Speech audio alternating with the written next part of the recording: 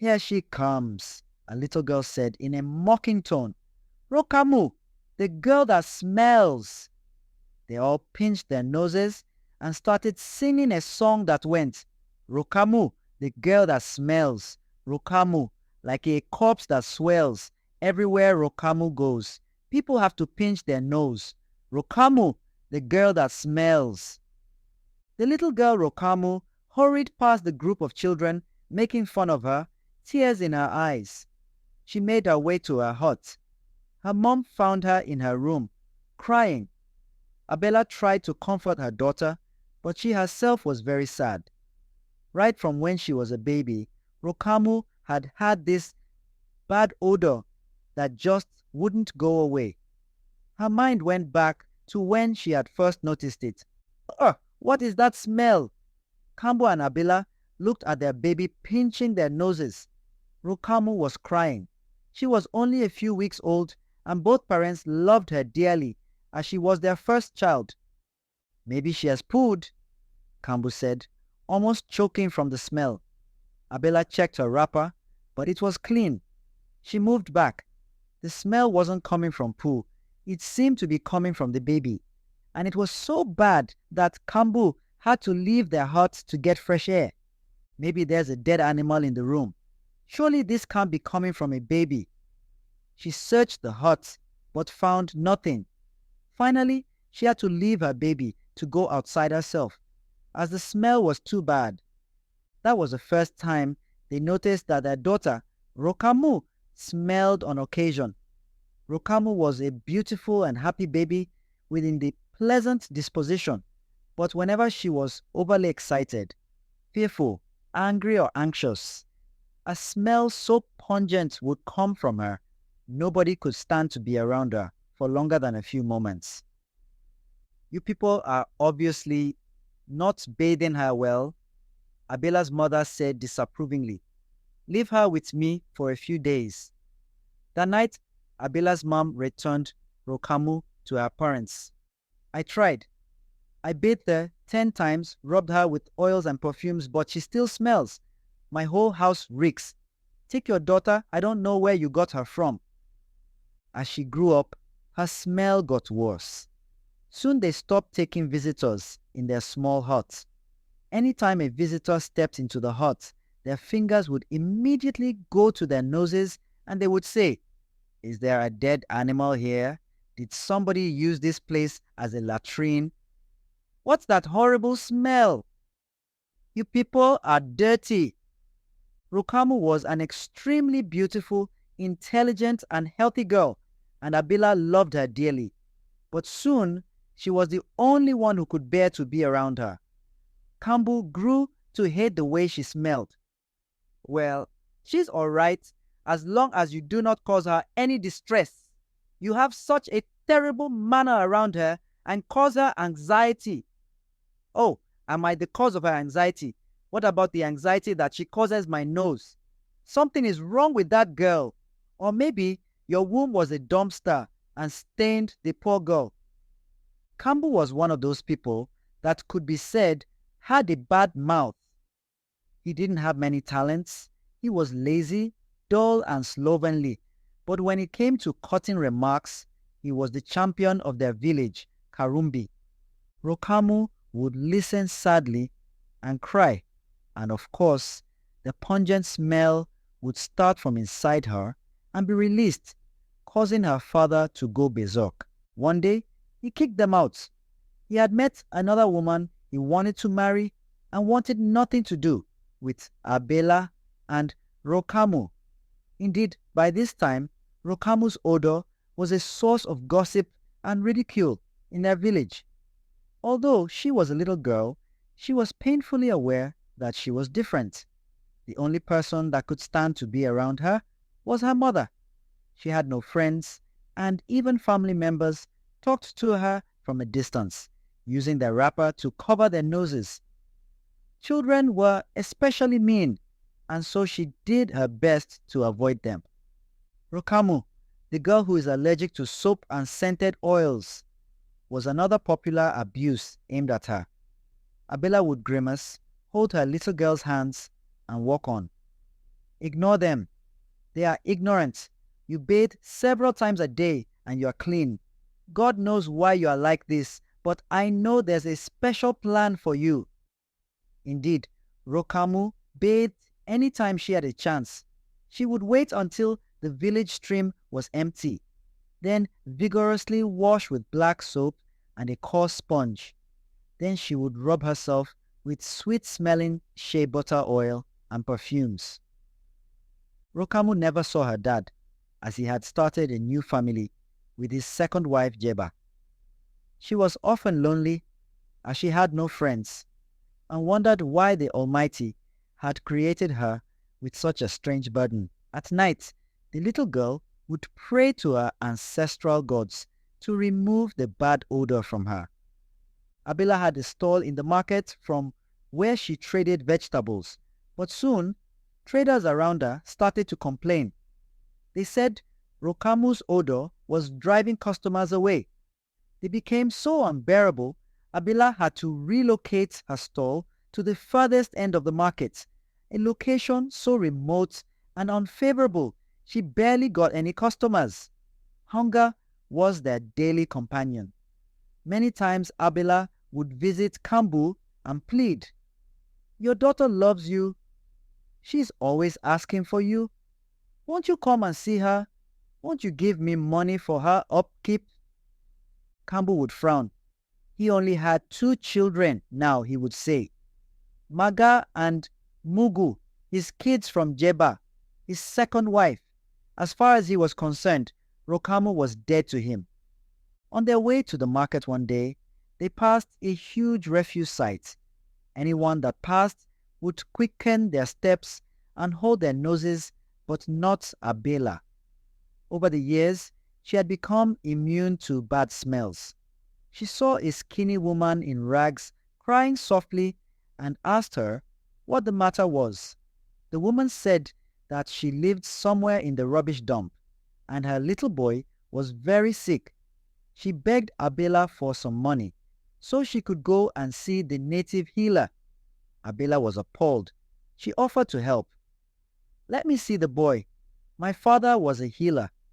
The woman's eyes widened in horror. "You will not be able to stand the smell of my home. You can just help me with the money." "Nonsense. Take me to him." The boy had a bad fever and was shaking badly. "Stay here," she said to Rokamu. "I will be right back." She hurried to the forest and gathered some herbs and mixed a concoction. She told the woman to give it to her son thrice a day. After a few days, the boy recovered. He was around Rokamu's age, but painfully thin and shy. Every day on their way to the market, Abela and Rokamu would greet Jada and Badigon. Slowly they became friends and would often visit each other. Rokamu and Badigon bonded. They were both outcasts who had no friends. Abela would look on happily as they played in the rubbish heap. Badigon made a crown from leaves and placed it on his head. "I am a king and you are my queen," he said to Rokamu. Abela and Jeda smiled, both happy that their children had found each other. One day, Jeda sat alone with Abela and expressed her gratitude for all she had done. Abela was supporting them all with her meager earnings from her trading. "I have always wanted to ask, how can you bear to be with us in this rubbish dump?" Jeda said. Abela looked at her stunned. "I have always wanted to ask the same thing. How can you bear to be with us?" Jeda frowned. She asked what was wrong with them. Abela explained Rokamu's strange ailment. Jeda smiled softly. She and her son had spent so long in the rubbish site, they could not differentiate good odor from bad any longer. Abela laughed and said it was the same with her. For her, their home was the sweetest smelling place ever. Rokamu and Badigon spent hours together, either running through the rubbish site or playing in Abela's hut. Abela and Jada also became very close. Then one fateful day, it was over. Abela and Rokamu arrived at the rubbish site to see the king's guards driving residents of the dumpster out. "What is happening?" she asked. One of the king's guards explained to her that the king wanted all non-indigenes of Karumbi out of the village, and the majority of them were living in the rubbish dump. The two families cried bitterly. Rokamu and Badigun were inconsolable. Where would they go? Would they go back to their village? Abela asked. Jada shook her head tearfully. "I have something to tell you. I am a queen in a village far away.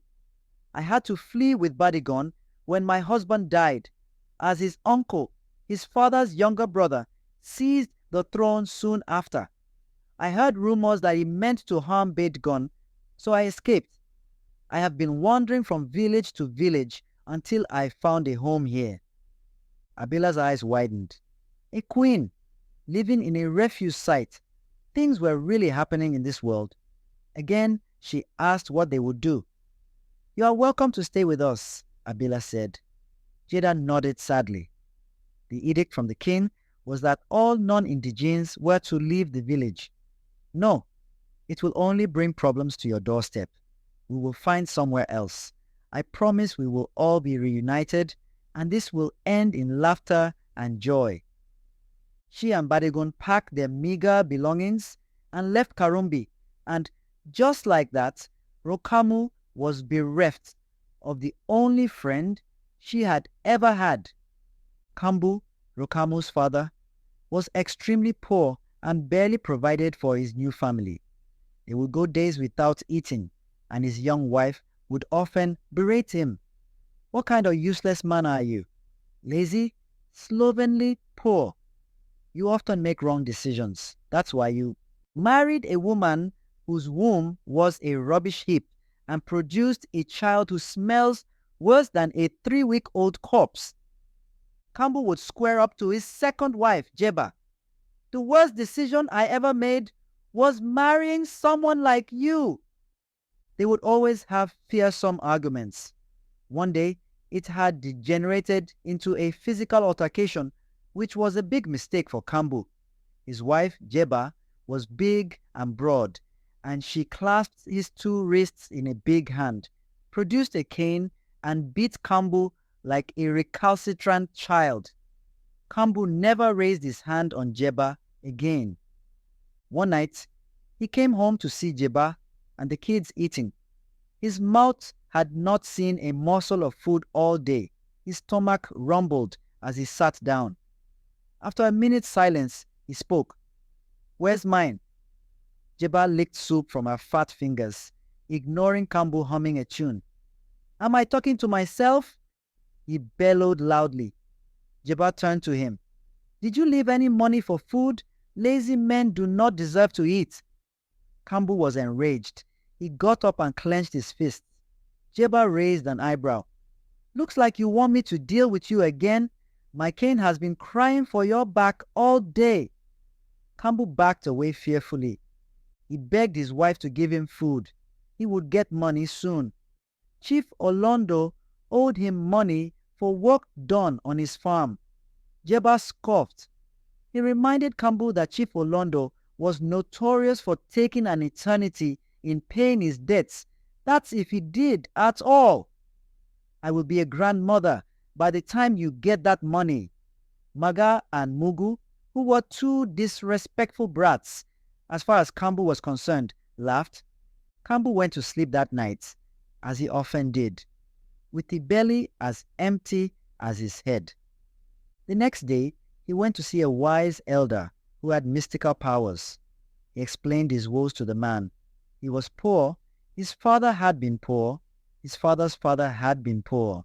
His kids would also be poor. He was tired of being a wretched and broke man that went about with a hollow stomach and empty pockets. "I want to be fat, with rounded cheeks and a belly the size of a mountain," he said.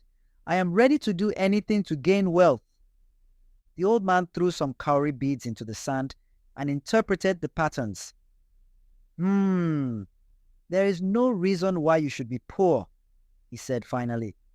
"You are a man whom the Almighty has already blessed. but it seems you threw away your blessing." Kambu narrowed his eyes. "What do you mean?" "You are one of those men whose child is their blessing. Your child has the means to take care of you and make you wealthy. Why do you disturb me with nonsensical queries? You ask for water when you are in the middle of a lake." Kambu thought of his children. There was Mumu and Maga. Both of them were stupid, lazy, disrespectful children who favored their moms in looks and behavior. "Those two can never amount to anything," he shouted. The man sighed. What a bad father to talk about his kids like that. The oracle has spoken. You have a child that is blessed. Bring the first one tomorrow and let me do a divination on him. The next day, Kambu presented Mumu to the old one. "Is it him? Is he the one that will bring the blessings?" The old man consulted the cowries and after a few minutes shook his head. Then it was Maga's turn. "What about her? She's rather pretty. Perhaps she will wed a rich man." The old man shook his head. "This is nonsense," Kambu said, shaking his thin arms. The man looked at Kambu gravely. "Mind your mouth, young man. The oracle is clear. You have a child that is a blessing. Go and bring him or her to me." Kambu stormed out of the old man's hut in a huff. His stomach was rumbling. He hadn't eaten for days. He slept outside on a mat that night as Jeba was in a foul mood. He turned and tossed and finally fell into a troubled sleep. He dreamt all sorts of vile dreams in which he was being chased by terrible creatures. Then he dreamt of his first daughter, Rokamu. She was crying and calling out for him. He woke up, drenched in sweat. He had forgotten all about her. Surely she wasn't the one the old elder was referring to. The next day he went to Abila's hut. He forced a smile and made small talk. Abila answered patiently.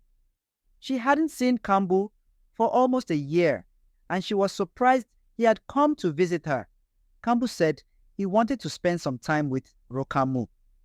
Before Abila could say anything, the little girl had rushed out of her room and hugged her father. Kambu and Abila grimaced for different reasons. Kambu, because there was a slight odor coming from Rokamu, and Abila, because she didn't trust Kambu's motives.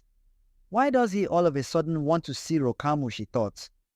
In the end, she reluctantly allowed Kambu to take Rokamu out for the day. "Get her home before night," she said, her face creased in a frown. In no time, Kambu was presenting Rokamu to the wise elder. The old man covered his nose.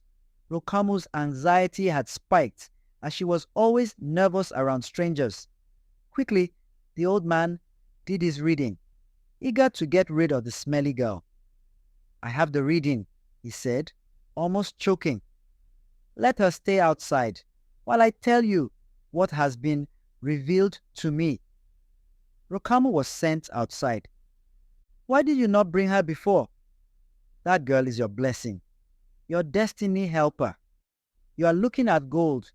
Good luck and fortune follows her everywhere." Kambu's eyes bulged.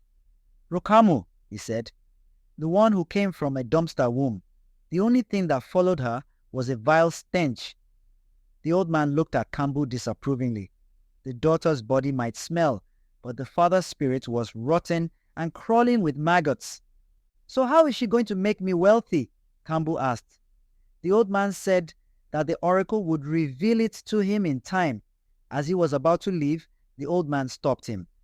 "Don't you want to know why your daughter smells and how you can get rid of it?" he asked.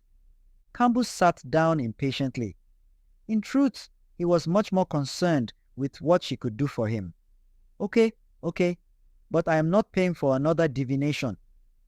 The old man sighed. He threw cowries into the sand, and after a while, he looked up. "There's nothing wrong with her, and she wasn't formed in a dumpster womb, as you said. She's a unique girl who will blossom given the right kind of love and nurturing." He looked at Kambu and told him that Rokamu's smell would go away if she got the right kind of love from a man. Love your daughter unconditionally, and the smell will go. Kambu scoffed. What a waste of time. He left the hut with as many questions as he had arrived there with. Rokamu tried to hug him, but he pushed her away as she was still smelling. Just walk a few steps behind me, he said harshly. Before taking Rokamu back home, he made a stop at Chief Olondo's house. He was ushered into his lavish living room, where he met him, devouring a delicious meal. Kambu's eyes narrowed and his stomach growled. Chief Olondo was easily the one of the wealthiest men in Karumbi, and yet he refused to pay the little amount he owed Kambu. He made him wait until he finished his dinner. Kambu watched on hungrily as Chief Olondo's sharp white teeth tore into peppered goat meat. Then he gulped down sweet palm wine before letting out a large belch and undoing his wrapper to reveal a bulbous belly. "Ah, Kambu, to what do I owe this visit?" he asked. Kambu said he had come for his money. Chief Olondo's face was sad and he sighed, placing his hands on his big belly. He told Kambu times were hard and he was working hard to get him his money. As he spoke, some servants brought in her desserts, sweet bean cakes made with palm oil. Kambu was seething. If not for the stalwart guard who stood sternly behind Chief Olondo, he might have grabbed some of the food. That's how hungry he was. "See, Kambu," Chief Olondo said, popping a bean cake into her mouth. "It's not as if I am wicked. Do you know how many people I owe money to?" He told Kambu that he was number 45 in the list of people he owed. "I only owe you 10 cowries. I owe somebody 1,000 and another 600 and yet another 300. Be patient. In a year or two, I will get to you." He picked his teeth with a stick. "Besides, my son is getting married next week and I am spending 10,000 cowries. You poor people don't know the rich also cry." Now Kambu was usually a meek man, but the injustice was too much for him. He told Chief Olondo that he would not leave until he collected his money. Chief Olondo said he had no money for him and that he was wasting his time. A loud argument ensued. Rokamu, who had been waiting outside, entered the room and saw the guard threatening her dad. She cried out, "Papa!" She was sweating and terrified and immediately started reeking, an odor so foul that the guard and Chief Olondo immediately covered their noses. "What is that smell?" Chief Olondo said, covering his nose with his wrapper. Kambu looked at his daughter, frowning. Even for her, this was an unusually rancid smell. "It's the girl," the guard said, and bolted out the door, unable to stand the stench. Chief Olondo back into a corner. He had never smelled anything so bad in his life. The odor was indescribable, and he threw up his food. "Get her out of here," he shouted. A dizziness started to engulf him. Kambu, who was more used to the smell than Chief Olondo, refused. He said he wasn't going anywhere until he was paid. Chief Olondo reached into his pocket and grabbed a pouch. He threw it at Kambu. It was 50 cowries, 5 times more than what he was owed. Ever the opportunist, Kambu sneered. "Interest has gone up," he said to Chief Olondo, who was crouching in a corner. "I want 100 cowries." Retching, Chief Olondo reached into another pocket and tossed another pouch to Kambu. "Please, just get that girl out of here," Olondo shouted and bolted into his room, slamming shut the door. That night, he left Olondo's house with 100 cowries, more money than he had earned in 2 years. It took Olondo a few weeks of cleaning to get rid of the stench in his house. Jeba's mouth opened as Kambu entered their house with 3 large smoked bushmeats and a big gourd of palm wine. "Don't just stand there," he bellowed. Go and pound yam and make melon seed soup. Jeba was so stunned she didn't even argue. That night, Jeba turned to Kambu and asked him where he had gotten money to buy the food. He told her what happened. You should have seen him, he said, laughing. He couldn't wait to get rid of me. I seem to have gotten used to her smell over the years, as it did not affect me as much. Jeba did not sleep that night, and it wasn't because of Kambu's drunken snores. Her sharp mind was cooking up a master plan. The next day, she asked Kambu what the mystical elder had said. Kambu told her that he said Rokamu was his blessing, but he didn't believe her. The man and his oracle are drunken fools, Kambu said, hissing his teeth. That girl is the key to destroying my nose and well-being, and not acquiring wealth. Jeba sighed. When the Almighty was handing brains to people, Kambu must have gone out, she thought. She told him that the oracle was right. Rokamu was indeed their way out of poverty and hopelessness. Kambu stared at Jeba, confused. Can't you see? She hissed. Bring your ears closer, she said.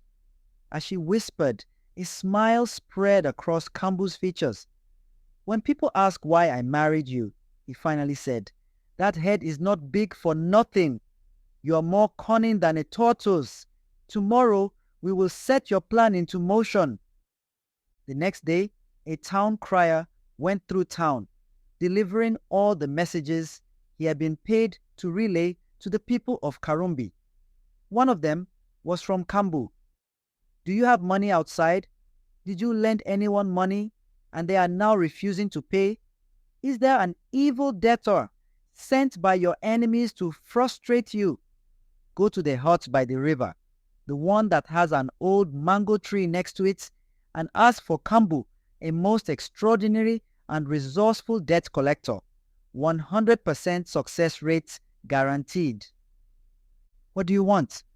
Abela said, frowning. Kambu smiled and told her he wanted to spend time with his daughter. Abela's face narrowed. This was the second time in a week, and she was about to voice her objection when Rokamu, hearing her father's voice, rushed into his arms. Father, are you here to spend time with me? Kambu forced a smile on his face. Yes, dear, I brought a gift. He handed Rokamu a beautiful dress, the first gift he had ever bought for her, bringing tears to Abela's eyes. She agreed to Kambu's request to take Rokamu out. Thank my gods, he's changing, she said, watching them go. The biggest restaurant in Karumbi was owned by a woman called Obaru. Obaru's eatery was thriving and was always full of customers, eating and drinking, as she was a chef of great renown. Although wealthy, Obaru was one of the biggest and most unrepentant debtors you could find on God's good earth. She owed everybody, big, small, wealthy, poor, male or female. She would owe her guard dog if she could. She never paid her staff salary. When it was due, she owed the farmers that supplied her food. She was owing a few months' salary to her landlord. In short, she was a stone-cold debtor with audacity that was unmatched. It wasn't that Obaru did not have money to pay. It was just that she hated to be parted with even a penny and hoped to frustrate her creditors with her shenanigans. Things are so hard, she would say. Then, the very next week, throw a lavish party. I didn't make money this month, she would lament. Then, the very next day, go to the market and buy dozens of exotic jewelry and fabrics. The worst thing about Obaru was she could not take what she dished. There was a large notice just before you entered her business that read, no credit, no money, no food. Kambu walked up to Obaru in a small office at the back of a restaurant, and she raised an eyebrow and asked him what he wanted. Kambu explained that he was from Tunda and he was here to collect a debt. Obaru sneered. Which one of the Tundas? She said, and resumed counting money. I have 3 thunders that I owe. It was the farmer, Kambu explained, the one that supplied yams. He was owed 80 cowries, and it had been a year now. Ah, the yam farmer. As you can see, Obaru said, waving around the restaurant. Business is slow. I will pay him when I have money. Kambu frowned. There wasn't an empty seat in the restaurant. He told Madame Obaru he would not leave without the money. She laughed. I don't have money. Better go and tell Tunda to expect his money next year. Now leave me alone. You're bringing bad energy to my business. A few minutes later, a server rushed into Madame Obaru's office. She told her to come quickly. There was something going on in the restaurant. When Madame Obaru got there, she almost fainted as she was met by the most pungent odor she had ever smelled. The restaurant was empty, apart from Kambu and his daughter. What is going on? She said, covering her nose with her wrapper. The smell was so bad, she got on her knees retching. What is this smell? You brought dead bodies to my business? The serving girl said that it was not a dead body, but the little girl that smelled. Get out at once, Madame Obaru said, backing away. She stared horrified at the empty seats and half-eaten food in bowls. Her customers hadn't even bothered to finish their food before taking to their heels. Kambu casually washed his hands and started eating a bowl of pounded yam. He told her he would go as soon as she paid him the money owed. If not, they would stay for the day and keep coming until the debt was paid. Madame Obaru by now was close to fainting. She united a knot from her wrapper and threw money to Kambu. Please be going. I beg you. This will kill my business. Kambu counted the money. What about interest? You have delayed payment for a year. Your money is threefold. Kambu walked out whistling a tune. He left Madame Obaru with triple the money she had owed. Kambu became a wealthy man over the next few months. His debt collecting service was selling like hot bean cake. He went far and wide, even visiting adjoining villages, always with Rokamu by his side. A strange thing was happening. Kambu no longer noticed Rokamu's odor. He had completely become immune, like a sewer worker becoming immune to the stench of his environment. One day, Abela went to meet him, raging. This, my dear viewers, is the end of part 1. If you want part 2, kindly let us know in the comments below. Until next time, goodbye from us at Tales from the Motherland.